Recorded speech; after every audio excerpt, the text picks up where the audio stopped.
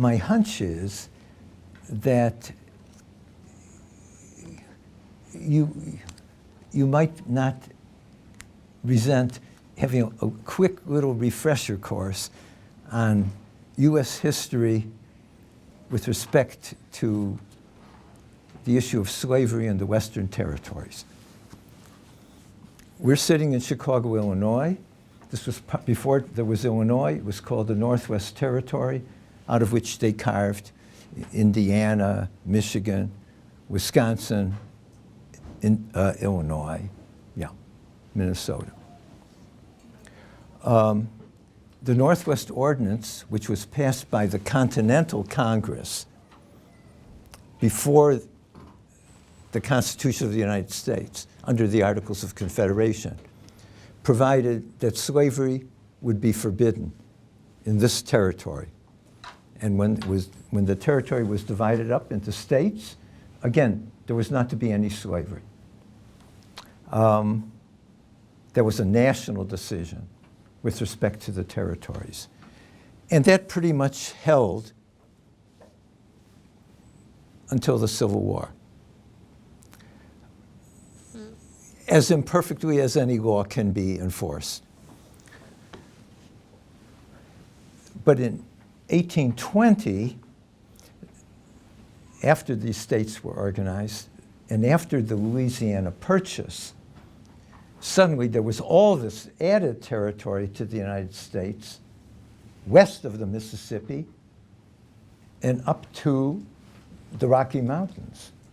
Big, vast territory.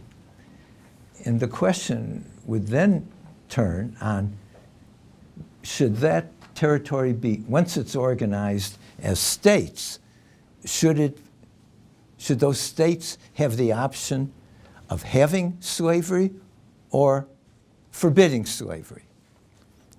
This was a large political question because up to 1820, there was a balance of the existing states, North and South, slave and free, about 11 each. Every time a new state was to be organized, the issue would be, would it be a slave state or a free state? And on that decision would depend the balance in the Senate of the United States. 2 senators from each state. Naturally, the northern states, which by that time were entirely non-slave states, didn't want the balance of power in the Senate to go to the southern slave states, and vice versa. So the Missouri Compromise of 1820, arranged principally by Henry Clay, a Whig leader, W-H-I-G, figured out a way of satisfying each state. The crisis came over the admission of Missouri. Okay, Missouri, west of the Mississippi, a new state. Was it going to be slave or free? So it was agreed that Missouri would come in as a slave state or a free state, as they wished. But the southern border, the southern boundary of Missouri, would be a line extending all the way to the Pacific. And all territory north of that would be free, no matter how many states were built out of it. And the territory south of it, remember, we do not have Texas yet, okay, would be slave if they wanted it. So there was a balancing going on. In 1854, this is all by way of background, so when I talk about Lincoln and his issues, you'll have a refresher of what's at stake here. In 1854, the question was, what about the territories that we now call Kansas and Nebraska? We're moving further west, west of Missouri. Should they be slave or free? Both of them lay north of the Missouri line. So they ought to be free. The South didn't like it. And in effect, the Missouri Compromise was broken, and this great debate over the passage of the Kansas-Nebraska Act, which said that the people, whoever goes to Kansas, whoever goes to Nebraska, ought to be able to decide for themselves whether they want to be a slave state or a free state. And that was called popular sovereignty by the main architect of that plan, Senator Stephen A. Douglass of Illinois, a Democrat. His statue still stands around 35th Street, just over what used to be called the Illinois Central Tracks.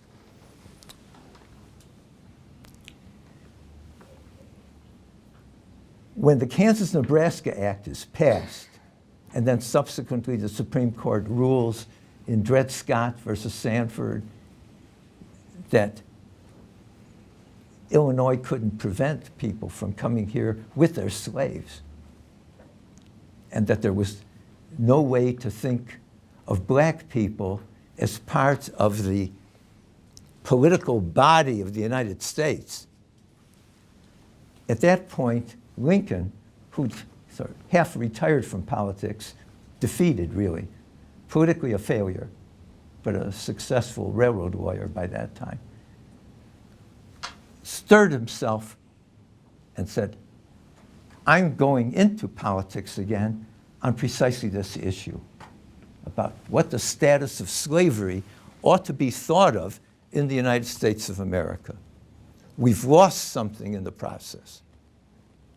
And that's the beginning of Lincoln's significant career, his attempt to become senator from Illinois, defeated by Stephen A. Douglas, his reorganization of a new party, the Republican Party, and ultimately his becoming president of the United States in a highly divided election.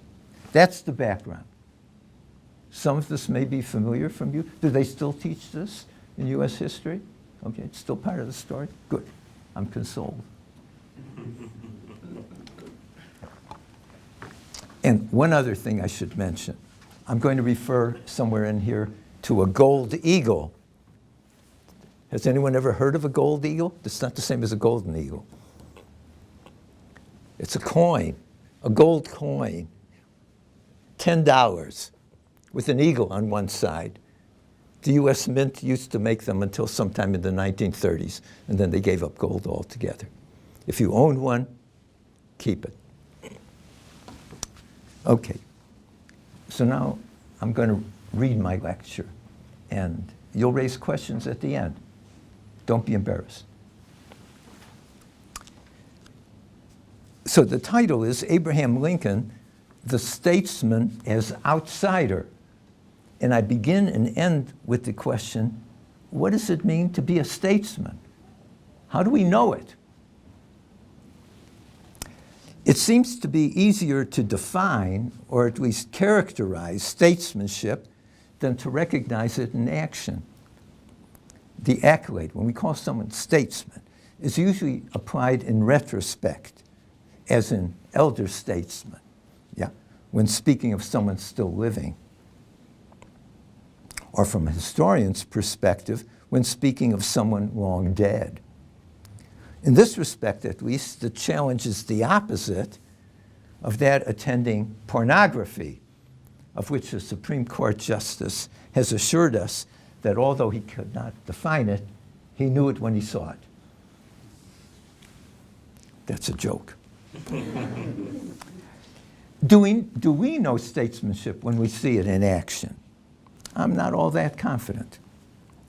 In the heat of the moment and in the confusing hubbub, that's the perennial condition of political life, we are often at a loss to detect the decisive from the trivial, the deep and lasting effect from the transient incident, something that lasts for 15 minutes on the news and then disappears forever.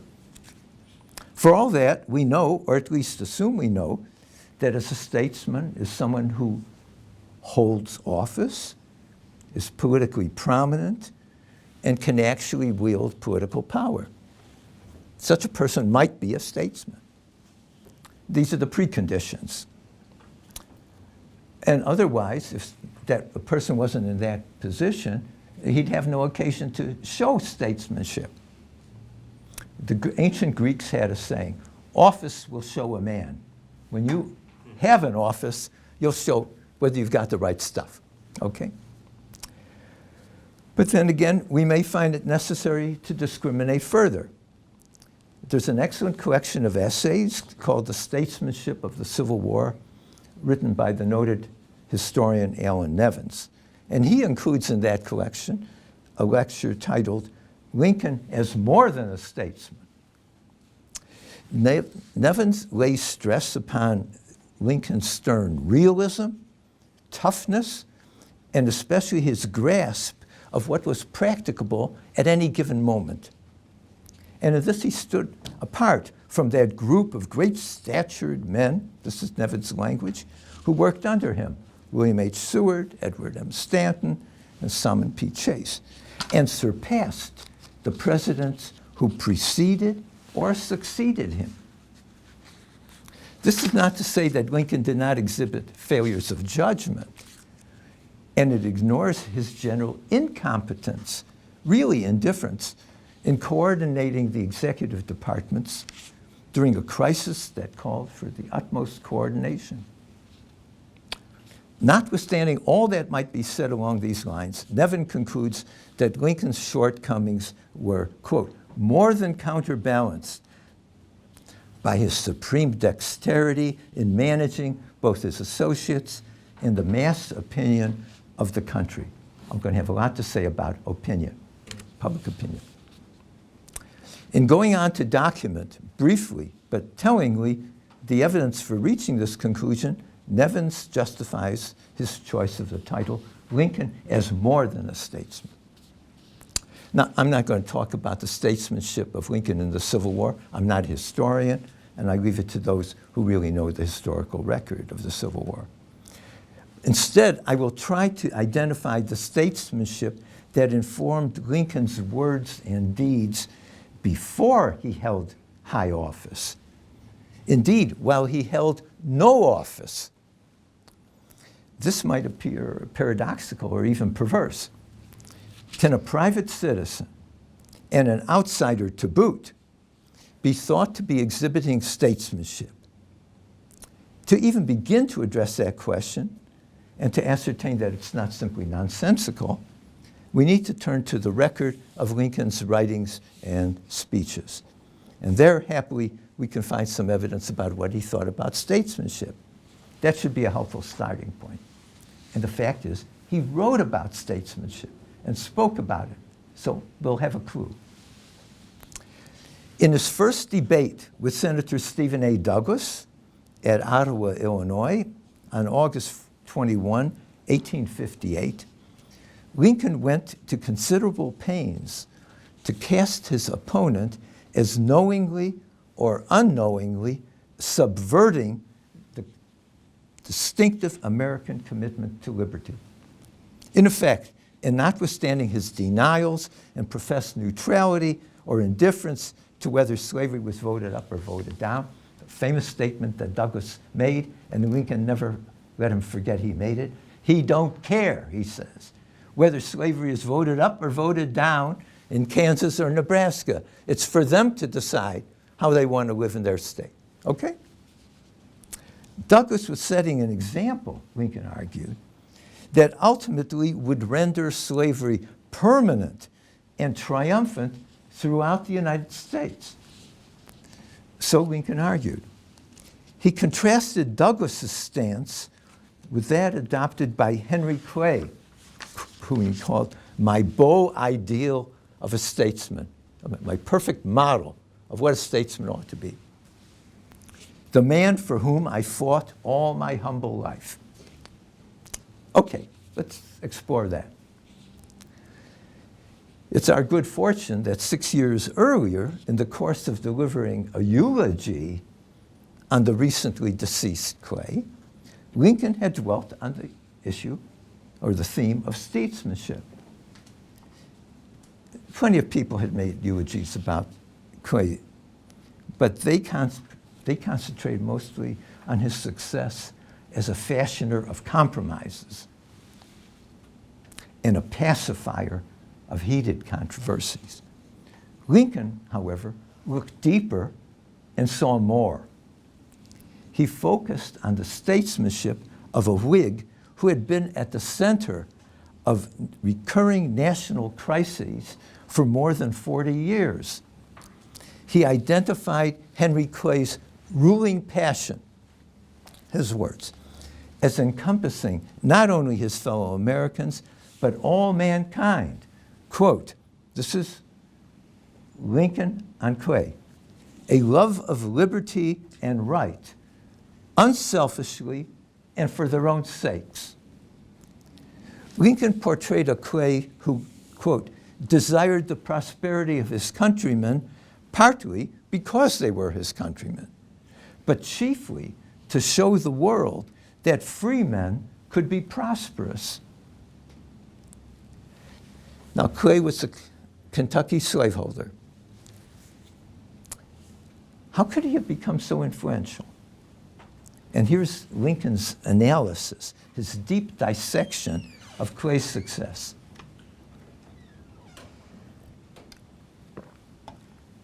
He analyzes it, and these are his words.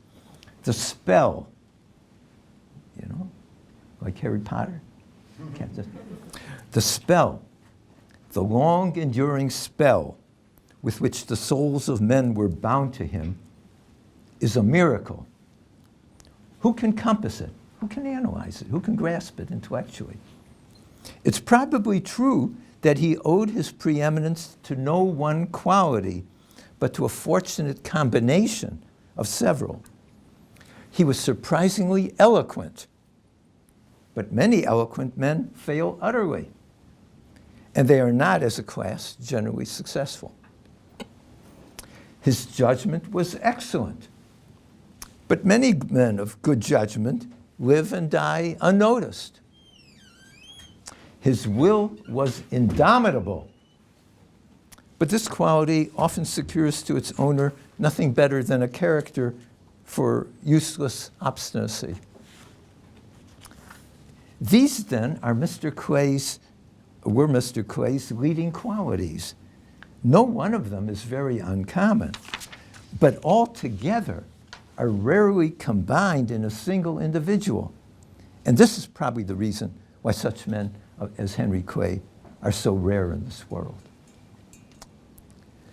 Lincoln stressed that Clay brought a rare gravitas, seriousness to his eloquence. He wasn't just a wordsmith.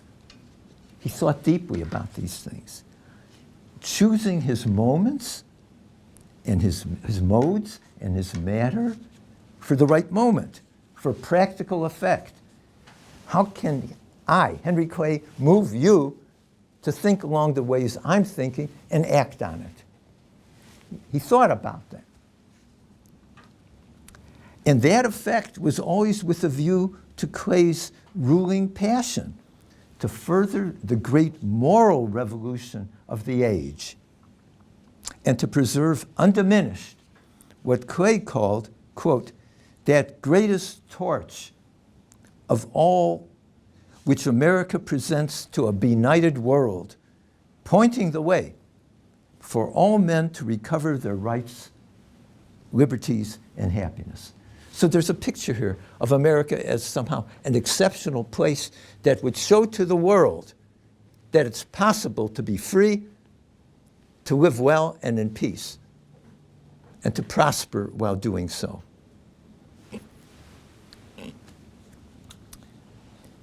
It's not hard to read a lot of Abraham Lincoln's own character and aspirations in this characterization of Henry Clay. He's modeling himself after them. And yet, truth to tell, Henry Clay, for all his great vision and formidable qualities, was among the small group of political leaders in the years between 1820 and 1854 who failed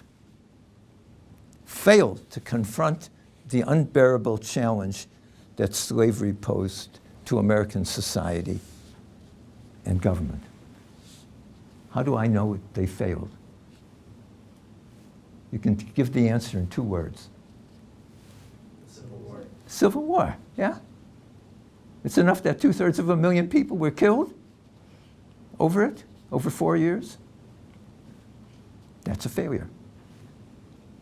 Along with Daniel Webster and, of course, Stephen Douglas, Clay could do no better than kick the can down the road and hope. Lincoln rejected the kind of national oblivion, forgetfulness, to which that policy led. At the same time, he rejected the kind of absolute, rigid doctrinarism of John Quincy Adams and the abolitionists. They didn't care about popular opinion. They knew what was right, and they were going to follow it, cost what it may. Lincoln's trying to find his own way. Using the example of Clay, he found a way to lead a reluctant, not to say hostile, public opinion toward a necessary confrontation with slavery as a matter of principle, not just whether slavery paid, whether it's in our interest for it to go one way or the other. There's a principle involved in it, and we can't forget that. Starting out, this is Lincoln, a private citizen. He had to transform himself. He started out as an ambitious office seeker, eager for recognition. A one-term congressman who couldn't get reelected. A failed frontier politician turned wealthy railroad lawyer. And he grew into something much larger.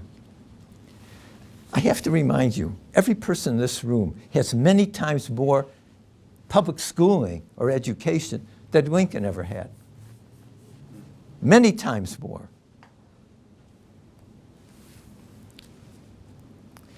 When this outsider found himself aroused in 1854, quote, as he said, as he had never been before, by the repeal of the Missouri Compromise, his moral outrage propelled him into a new arena and new heights. He was to discover in himself and others that he had the makings of a statesman of the first rank. How did Lincoln do that? How was he able to bring about the necessary change in the self-understanding of the American public as a whole? 3 things. First, the first indispensable step in coming to grips with the challenge posed by what used to be called Negro chattel slavery was to see it as it was, to look at the relevant facts without blinking. Americans for too long had been fed a diet of what Lincoln called lullaby arguments. You know, they sound good, you fall asleep and you're happy. He called on his country's people to wake up and shake off their comforting illusions. Slavery would not disappear on its own. Slavery would ultimately find places where it would flourish in both the North and the far West. Remember, we don't have California. Oh, well, we just got California. California already had Mexican peonage under Spanish law. There's no reason that black slavery couldn't extend there too. And then again, there's all of Mexico.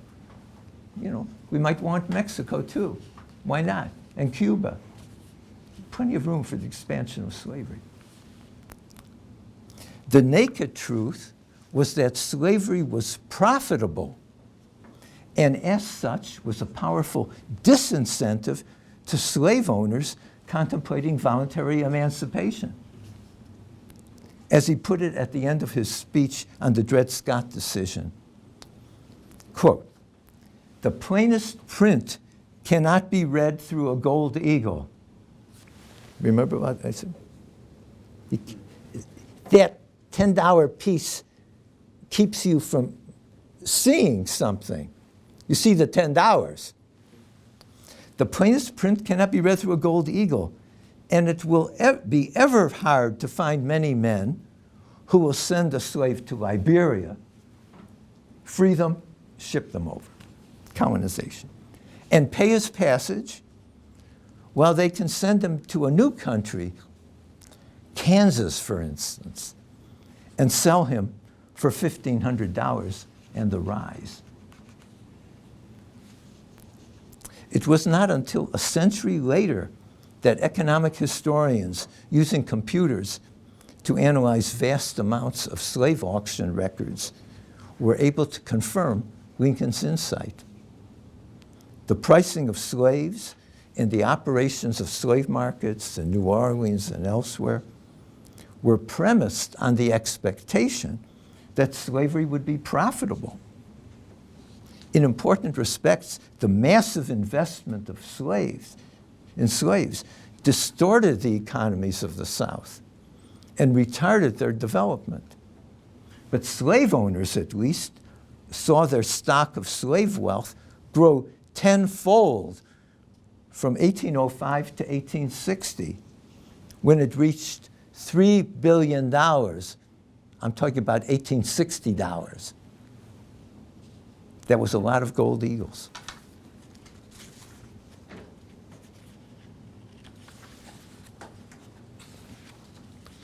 Another cold fact, equally disturbing to anyone meditating on how to rid this country of the burden and shame of slavery, was the state of public opinion, that's to say, of white public opinion regarding blacks.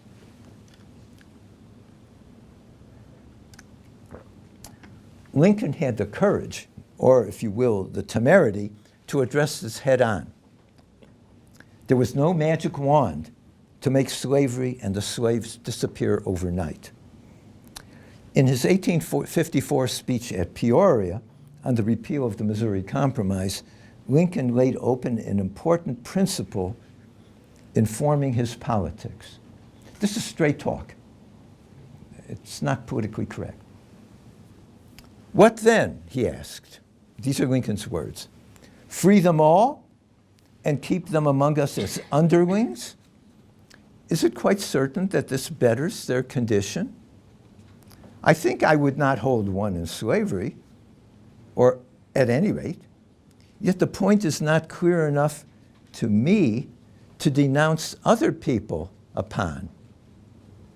Lincoln is careful not to demonize Southerners, or slaveholders, or people who disagree with him. What next? Free them and make them politically and socially our equals? My own feelings will not admit of this, and if mine would, we well know that those of the great mass of white people will not.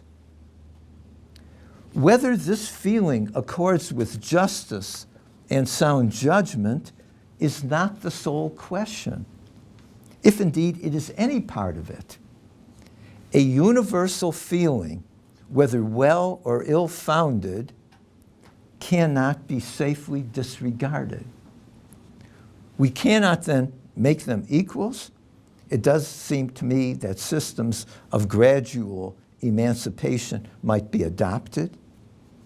But for their tardiness in this, I will not undertake to judge our brethren of the South. All too many people reading this today, or hearing it as you are now, might shake their heads in dismay at the man who came to be called the great emancipator. Yet this statement, I would argue, exhibits some of the leading features of Lincoln's statesmanship. In his pursuit of true justice and high principle, he remained fully mindful of the limits within which he or any political actor could operate. Most whites, he intimated, disdain or fear blacks. The same might be said even of some of those whites who detested slavery and sought to end it, abolitionists. That is one of those inconvenient facts of life in antebellum America that could neither be wished away nor ignored. Note, too, that Lincoln explicitly refused to claim the high moral ground against our brethren of the South. Quote, "I surely will not blame them for not doing what I should not know how to do myself. They are just what we would be in their situation." Nonetheless, and this is the crux of the matter, nonetheless, quote, "the monstrous injustice of slavery itself must not be lost sight of, whether because it's concealed by gold eagles or by an assumed or genuine moral obtuseness." Say, Douglass, don't care. Lincoln inveighed with a special force and wit against the phony logic that maintained, if you do not object to my taking my hog to Nebraska, I in turn must not object to your taking your slave there. I don't know what kind of syllogism that comes from. That's perfectly logical, Lincoln admitted. Quote, "if there's no difference between hogs and Negroes." But normal human sympathies revolt at that suggestion. Likewise, Lincoln attacked the counterfeit logic that presumed that, quote, "because I did not want a Negro woman for a slave, I do necessarily want her for a wife," unquote. It's hard to overestimate the difficulty Lincoln encountered in trying to respond to Senator Douglas's playing the race card. Against this background of white hostility to blacks, Douglass was not above routinely referring to Lincoln's supporters as black Republicans and to associating them with advocates of what used to be called miscegenation. This was a political minefield that the candidate had to cross in his first debate with Douglass. Watch how he does this. This is really adroit. Quote, "I have no purpose, directly or indirectly, to interfere with the institution of slavery in the states where it exists." He had to say that because the Constitution protected slavery where it existed in 1787. "I believe I have no lawful right to do so, and I have no inclination to do so. I have no purpose to introduce political and social equality between the white and black races. There's a physical difference between the two, which in my judgment will probably forever forbid their living together upon the footing of perfect equality. And inasmuch as it becomes a necessity that there must be a difference, I, as well as Judge Douglas, am in favor of the race to which I belong, having the superior position. But I hold that notwithstanding all this, this is composed by an extremely able lawyer, among other things. Okay. But I hold that notwithstanding all this, there's no reason in the world why the Negro is not entitled to all the natural rights enumerated in the Declaration of Independence: the right to life, liberty, and the pursuit of happiness. I hold that he is as much entitled to these as the white man. I agree with Judge Douglas. He is not my equal in many respects. Pay special attention to this next move. certainly not in color, perhaps not in moral or intellectual endowment, but in the right to eat the bread without the leave of anybody else, which his own hand earns. He is my equal, and the equal of Judge Douglas, and the equal of every living man. One can only admire the adroitness with which Lincoln distinguished the inequality about which he is certain, the superiority of one color over another,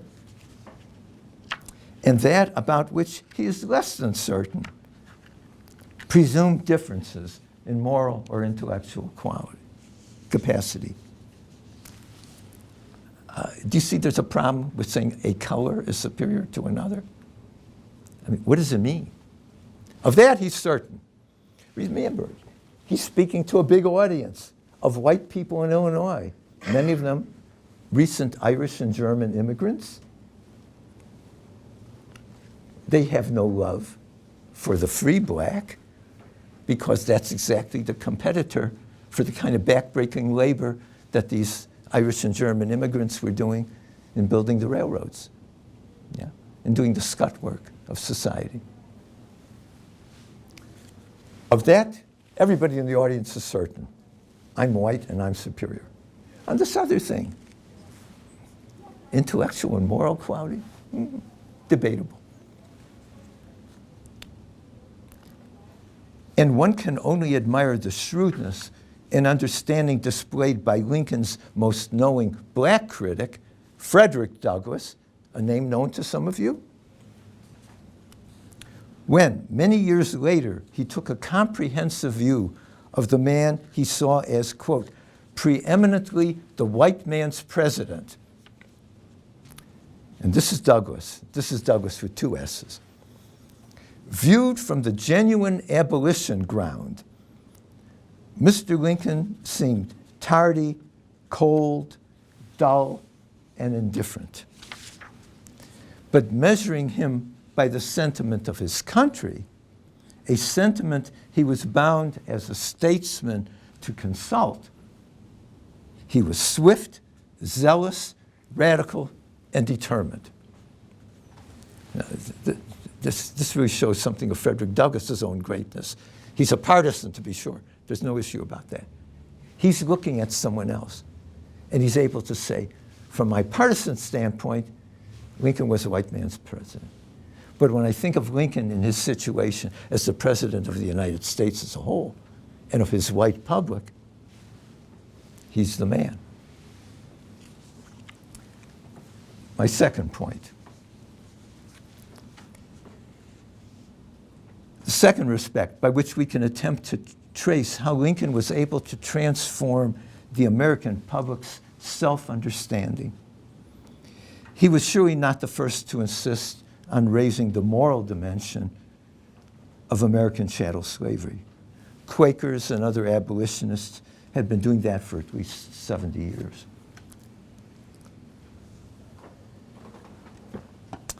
But Lincoln put the moral issue in a political frame, a frame that he might have surmised most Americans would accept as their own.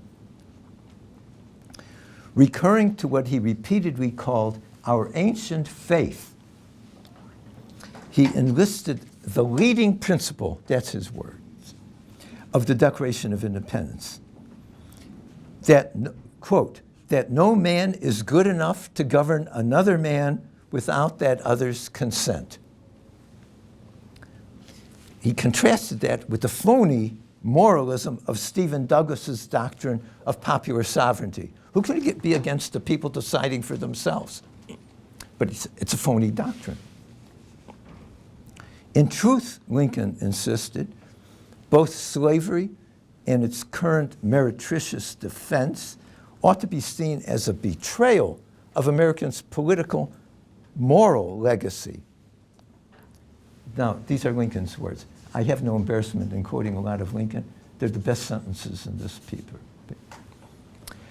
Our Republican robe is soiled and trailed in the dust. Let us repurify it.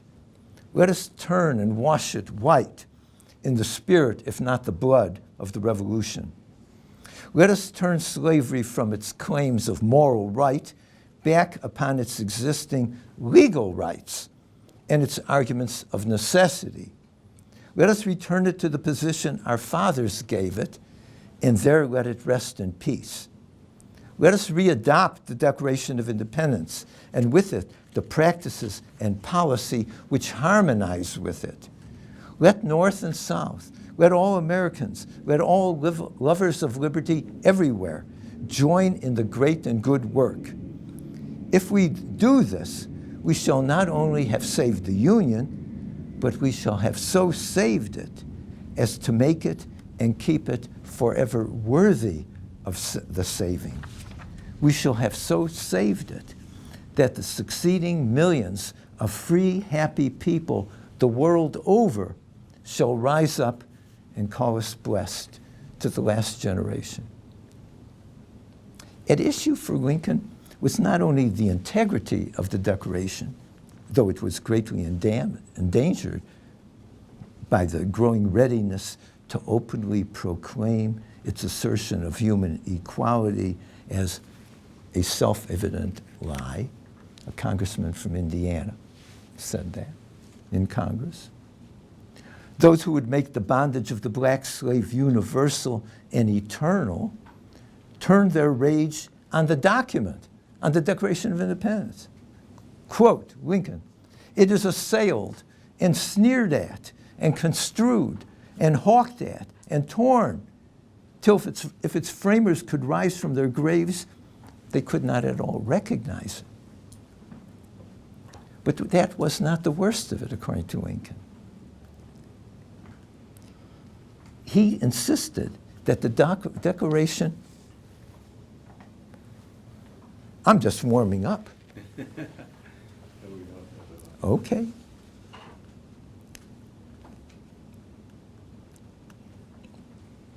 He insisted that the Declaration assertion that all men are created equal served no practical purpose in separating the 13 colonies from Great Britain back in 1776. Rather, it was there for future use. It set up what he called a standard maxim for a free society, something you could measure yourself against. Are we getting closer? Are we getting further? Are we getting warmer? Are we getting colder? Something to be constantly approximated, though never perfectly attained. It was intended as, quote, a stumbling block to those who in after times might seek to turn a free people back into the hateful paths of despotism. It would serve as an embarrassing reminder to us. We've come a long way from what we once were, from what the founders of this country dedicated ourselves to. We should be more than embarrassed.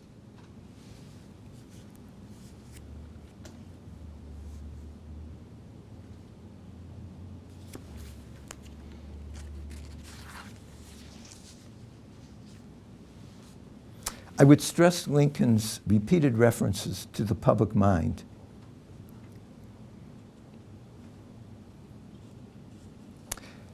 He feared that the passage of the Kansas-Nebraska Act, the decision of the Supreme Court in Dred Scott versus Sanford,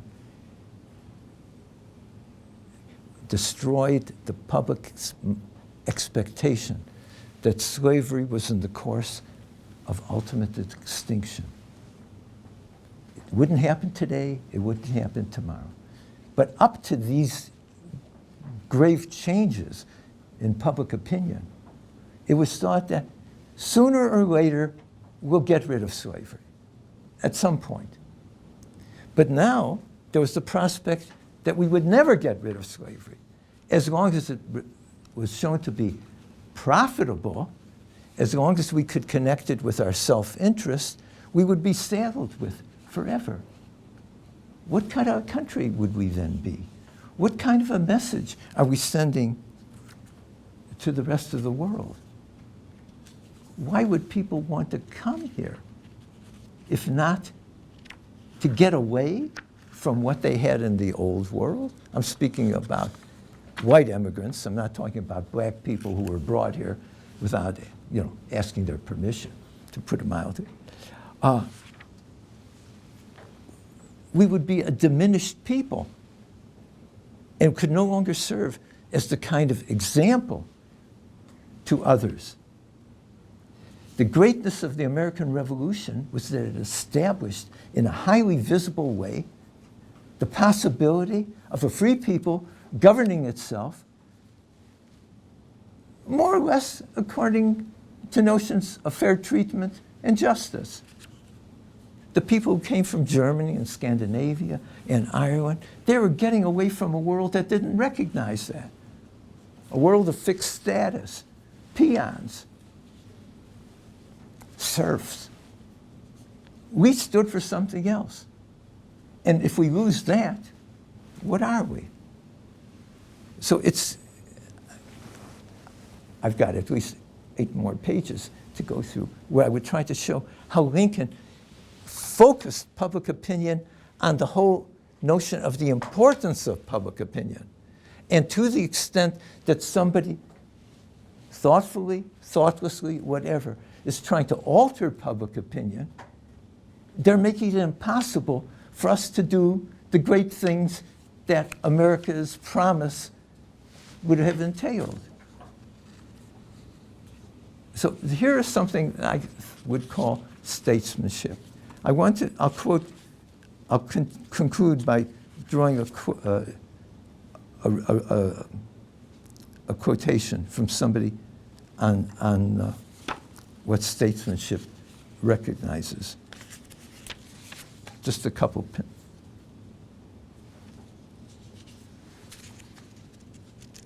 Bear with me a moment.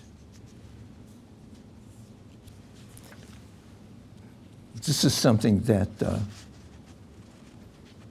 Basil Williams wrote an introduction to a very famous biography of Lincoln by Lord Charnwood.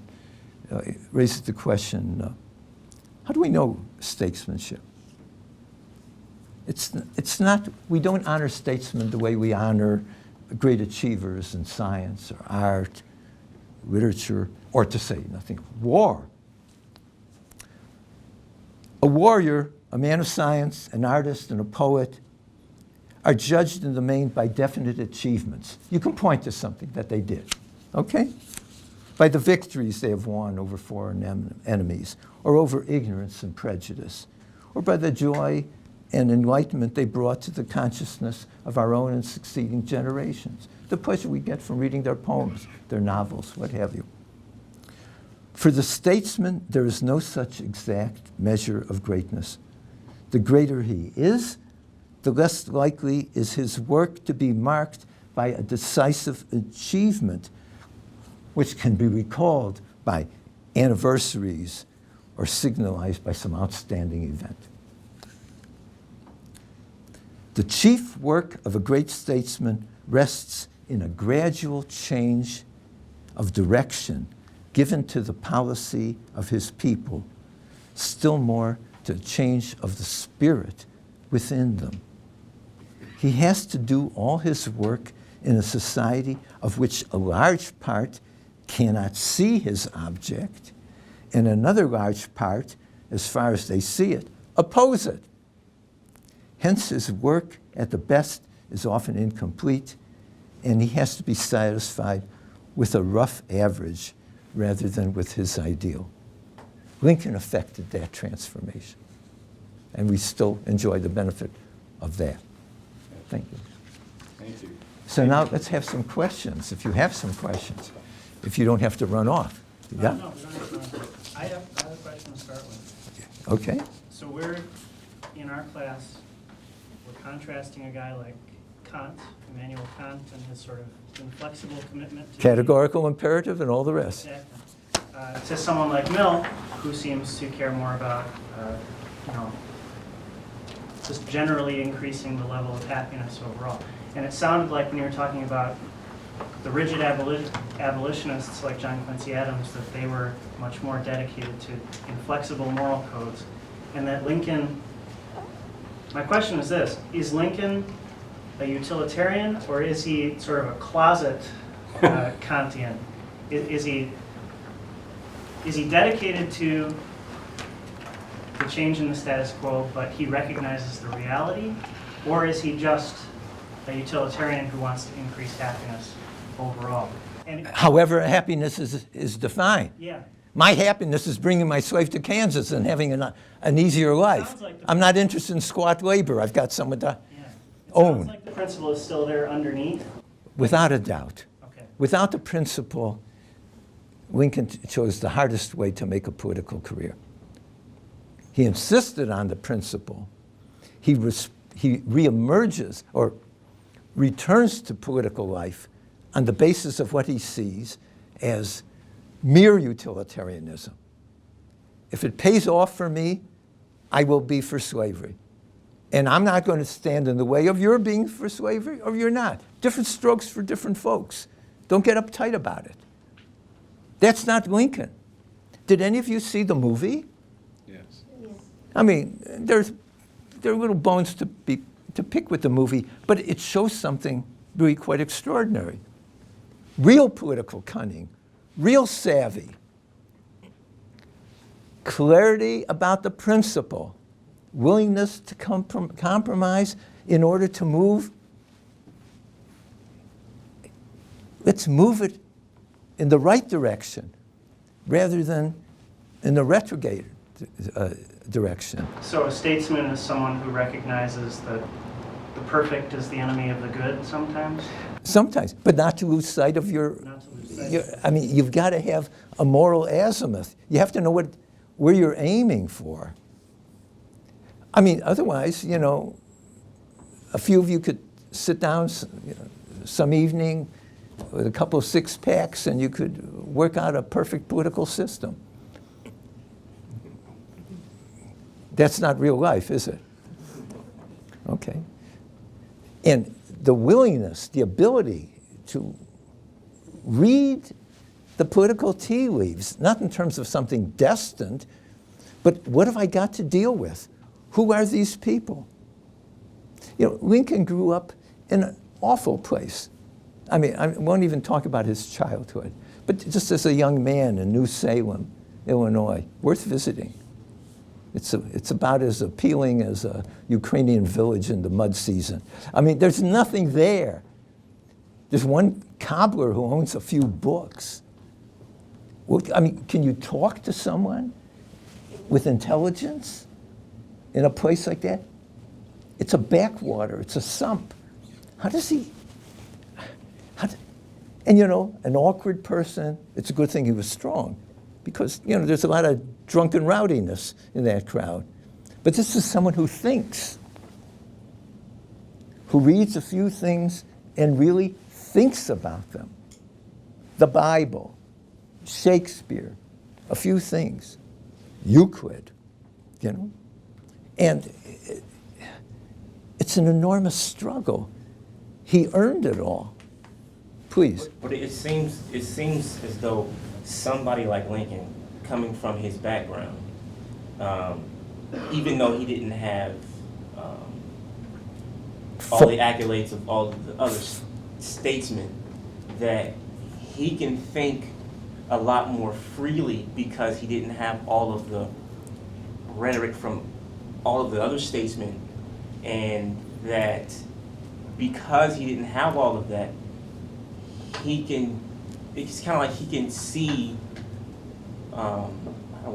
he can see what's real and what's not real. And when you can see what's real, you can kind of move forward at that point. I mean, you understand what I'm saying? Yeah, Because of where he came from. he's an independent thinker. Well, yeah. Okay, he's read all these old speeches. He's read Jefferson. He's read John Quincy Adams. He's read Henry Clay, you can be sure of that. He's read the congressional record. He's read the opinions of the Supreme Court. But he comes with a mind which is ruthlessly analytical and fearless in thinking things through. And it's kind of like, I mean, we kind of see some of that stuff in our politics today, it's kind of like, I mean, when you've been in office for so long, and you get some rogue person that comes in and has this different view of way life should be, or how we should bring happiness to the general public, then, you know, it's kind of shaking up the system, and it kind of seems as though that's what Lincoln was, you know, an outsider coming in to shake up the system. He did. I mean, but of course he presents it not as shaking up the system, but as a return, restoring, purifying, going back to our ancient faith. It's all cast in terms of, he's giving you a history of 1776 to 1787. What shall I say? There's a certain amount of body English applied to that. Do you know what I mean? No pool or billiard players. He's finessed it. Okay, but he's presenting this as ours. And so it's not a question, I've got a brand new idea and I really want to bring this to you. Well, who are you? And why should I pay any attention to you? Especially since it crosses me in a number of different ways. No. This is the old stuff. This is the good old religion. This is authentic America. But there are these guys who are trying to get you to forget it. To think that the Declaration of Independence has nothing to do with life today, but rather with, sticking it to King George. So he says to these immigrants in Chicago, for example, the Irish and the German, I understand you're going to be celebrating the 4th of July soon. What for? What's the 4th of July to you? You weren't here, your parents weren't here. And if Judge Douglass is correct, it only has to do with Englishmen then living in America who were asking for the same rights that Englishmen in England had. They weren't asking just for the same rights. They were asking for something more. And they presented it as a universal. So he says, when somebody comes here and becomes an American, no matter who they are, where they're from, they become, what's his term? Blood of the blood and flesh of the flesh of those people of 1776. They see themselves as having been absorbed in the same world as those people who made the revolution and proclaimed the Declaration of Independence. And I have never myself been at such ceremonies, but I know people who have been at naturalization ceremonies. Has any of you been? Where the immigrant raises the hand and swears allegiance to the United States? Okay. And it's extremely moving for these people. It's not just that now I can qualify for Social Security and and Medicare. I mean, there's a transformative thing there. Yeah. And they don't look like the people of Massachusetts Bay County. They see themselves as one. And Lincoln says there's something powerful here. Other countries don't have that. So did Lincoln believe that, the general public was lulled to sleep by, Lullaby arguments, sure. Yeah, slavery will go away, or what's the difference? What's the big deal? Isn't this a country where the people shall judge? Where the people rule? Are you saying majority doesn't have a right to pass laws according to its understanding of what would make it happy? So statesmen made the rule of slavery without the consent of the general public, or was it? No, I mean, first of all, slavery was here for 120 years already, before there was the United States of America. So it was a fact. There was no way that you would get a United States under one government if you said, we're not going to have slavery. So It's a fact of life. There's a necessity that it has to be recognized or acknowledged. But Lincoln, in his interpretation, says they gave all sorts of marks of their disapproval, of their hope that ultimately it would go away. Forbidding slave trade after 1808, okay? Prohibiting slavery in the Northwest Territory, okay? True, they had to have a fugitive slave law, otherwise the South would not have joined.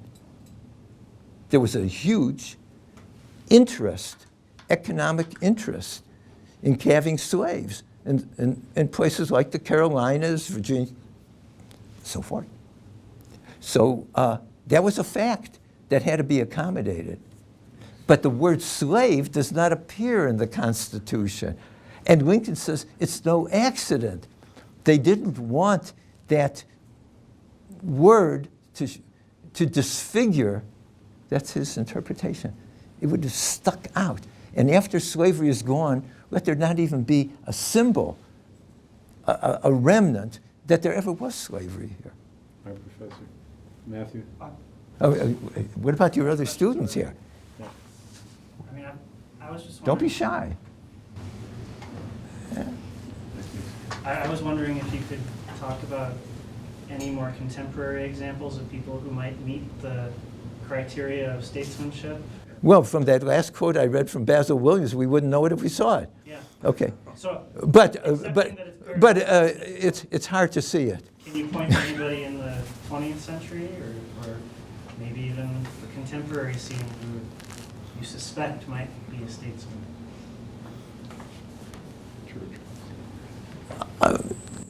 There are respects in which FDR had some of that, especially with a view to coming to the support of Britain before Pearl Harbor, like Lend-Lease and so on. Yeah. Kept on talking against war, but obviously he saw clearly that if Great Britain fell to Nazi Germany, the war would be at our door, that we couldn't survive in a world that was enslaved from Scotland to Japan.